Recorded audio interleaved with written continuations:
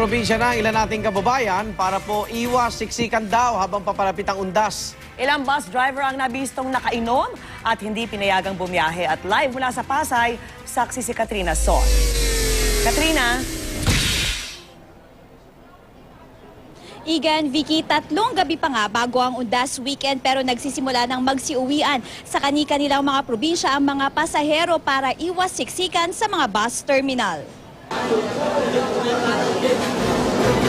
Ayaw raw ng pamilya Balyat na makipagsiksikan at mawalan ng komportableng upuan pauwi sa Pampanga.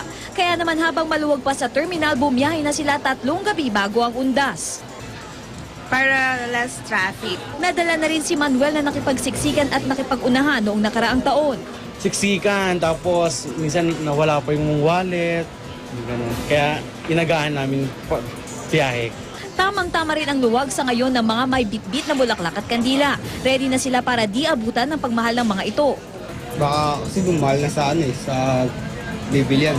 Sa bus terminal rin dito sa Pasay, 2 linggo na raw fully booked ang mga biyahe. Ang operations namin nag-a-assign normally na isang bus per route na extra para dun sa mga walk-in passengers. Maging sa Araneta Center Bus Station sa Quezon City, may ilan ng maagang nagsibiyahe kaninang maghapon. Bukod sa mahigpit na seguridad, sinusuri rin ng mga tauhan ng Land Transportation Office ang mga bus para raw iwas sa berya at aksidente. Nagbabala naman ng MTRCB sa mga bus na huwag magpalabas ng malalaswa o kahit anong lagpas sa parental guidance ang rating.